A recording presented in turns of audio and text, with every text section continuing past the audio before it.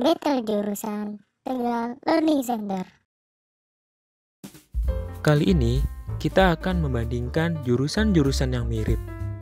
Dan orang sering salah persepsi, bahkan keliru ketika melihat jurusan-jurusan ini. Dua jurusan yang akan kita bandingkan kali ini adalah jurusan arsitektur versus jurusan teknik sipil. Kedua jurusan ini identik dengan infrastruktur pembangunan, sehingga banyak orang yang menganggap bahwa jurusan ini sama, atau bahkan tidak bisa membedakan antara jurusan arsitektur dan teknik sipil. Padahal kedua jurusan ini berbeda peranannya, memiliki peran masing-masing dalam membangun sebuah gedung, dalam membangun sebuah jembatan, ataupun dalam membangun sebuah rumah. Dari beberapa pertanyaan, kita akan melihat nih, bagaimana pandangan seorang teknik sipil dan bagaimana pandangan seorang arsitektur. Pertanyaan yang pertama, ini adalah gambar dari perpustakaan Universitas Indonesia. Perpustakaan yang dibangun di atas lahan 2,5 hektar menjadi perpustakaan terbesar di Asia Tenggara.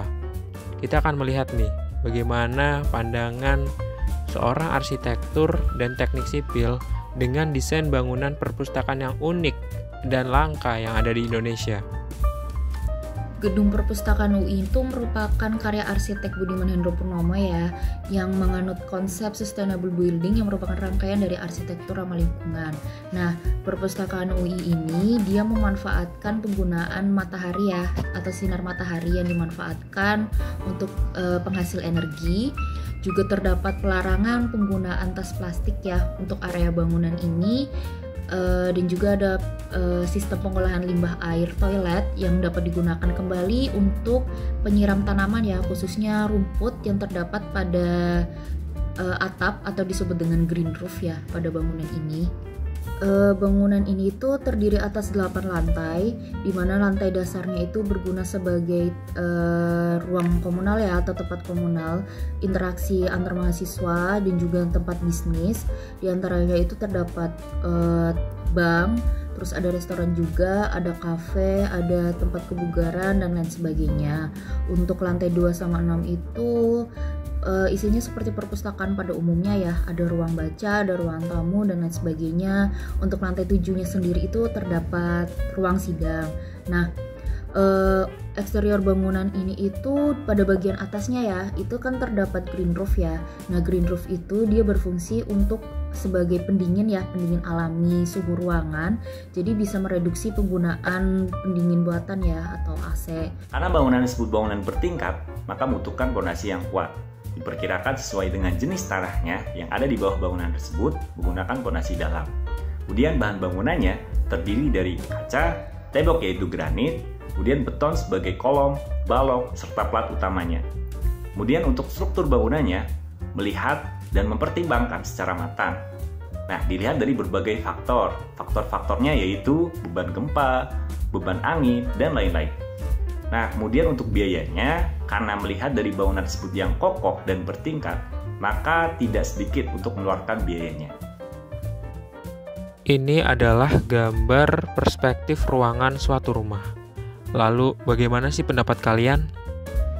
Jadi ini adalah gambar perspektif ya dari sebuah ruangan, yaitu dapur dan juga ruang makan yang dijadikan satu sekaligus.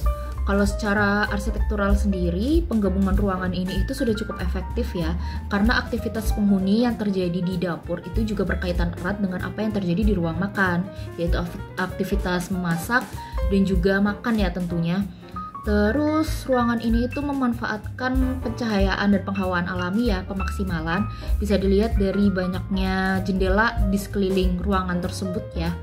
Jadi hemat energi dan juga memberikan kesehatan kepada para penghuni rumah. Ada juga itu pencahayaan buatan ya, dilihat dari lampu, ada lampu-lampu ya di situ. Jadi sudah bagus. Terus ada lahan kosong ya, atau space di antara bangunan dan juga tembok pagar. Itu berguna sebagai sirkulasi udara atau angin, dan juga agar cahaya matahari itu bisa langsung masuk ke ruangan. Jadi pemanfaatan cahaya matahari itu bisa secara maksimal ya, pencahayaan alami itu. Selanjutnya adalah gambar bangunan yang roboh karena terkena gempa. Kita lihat bagaimana pendapat dari mereka. Bangunan roboh akibat gempa. Sebagai sarjana sipil, kita dituntut dan harus bisa membangun sebuah desain rumah ataupun bangunan yang kokoh, awet, serta ekonomis. Nah, dilihat dari gambar ini, secara struktur terhadap beban gempa itu kurang bagus. Kemudian, coba lihat yang bangunan hijau.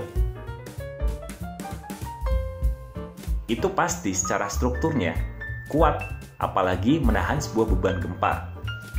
Kemudian kita akan lanjut, bagaimana jenis gambar yang dihasilkan oleh seorang teknik sipil dan arsitektur. Mari kita lihat.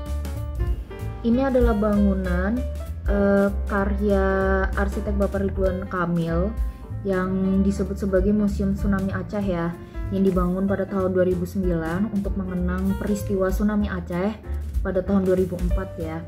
Jadi dari museum ini sendiri itu sebenarnya berkonsep atau diambil dari nilai-nilai religius Islam, terus nilai budaya masyarakat Aceh, dan juga abstraksi dari tsunami. Bisa dilihat ya dari bentuk bangunannya itu, sebenarnya kalau dari tampak sampingnya itu berbentuk seperti kapal ya, diambil dari peristiwa sebuah kapal yang dari laut itu terbawa oleh arus tsunami sehingga dia nyangkut di rumah warga. Kemudian pada bagian bawahnya sini, ini kan gambar perspektifnya dari atas ya, jadi di bagian bawahnya sini atau lantai dasarnya itu terdapat kolom-kolom yang diadopsi dari rumah panggung masyarakat Aceh, di mana itu dimaksudkan untuk tempat lewatnya arus aliran air ya, supaya mengurangi tekanan terhadap ini bangunannya sendiri jika terjadi tsunami atau banjir ya. Nah, teknik sipil akan mempelajari seperti ini. Nah, di sini ada gambar. Dari bawah ini ada pondasi, kemudian ke atas ada kolom, ini kemudian ada dinding, ada lantai, kemudian ada atap. Nah, ini adalah salah satu gambar di bidang teknik sipil, yaitu potongan sebuah rumah. Kurang lebih segitu. Lalu, bagaimana prospek kerja teknik sipil dan arsitektur itu? Mari kita lihat. Prospek kerja arsitektur sendiri itu sangat bagus karena kan mengingat banyak perusahaan baik itu dari konstruksi maupun properti yang memerlukan jasa dari lulusan jurusan ini. Nah, profesi yang bisa diambil dari lulusan jurusan ini antara lain arsitek, arsitek lanskap, manajer konstruksi, developer, terus juga bisa menjadi drafter, perencana wilayah dan kota, dan juga bisa mengambil profesi sebagai desainer interior. Kerja teknik sipil itu sangat luas dan berbagai macam. Yang pertama itu kontraktor. Kontraktor itu yang terjun langsung terhadap proyek dan bertemu langsung pada mandor-mandor dan kulit proyek. Dan yang kedua itu ada konsultan.